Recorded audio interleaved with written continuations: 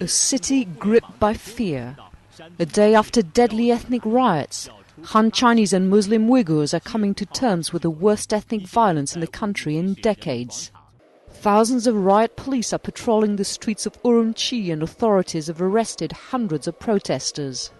All ethnic violence should be condemned from either side, but the government policies have fueled over the year the resentment of the Uyghur community. They're extremely concerned about curbs to their livelihood, to their culture, to their religion, and this kind of resentment cannot be addressed simply in a repressive way.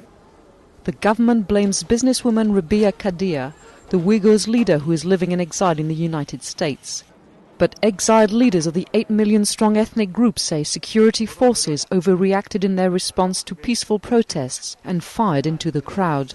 Human rights groups are concerned authorities are launching a brutal clampdown similar to the one following the March 2008 Tibet riots, and will not address some of the shortfalls of their ethnic policies.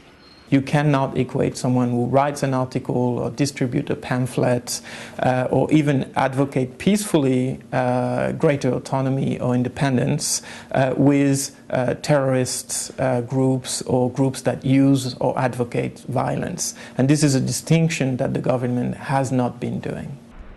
This year has special significance. It marks 60 years since communist troops entered Xinjiang, which borders Central Asia.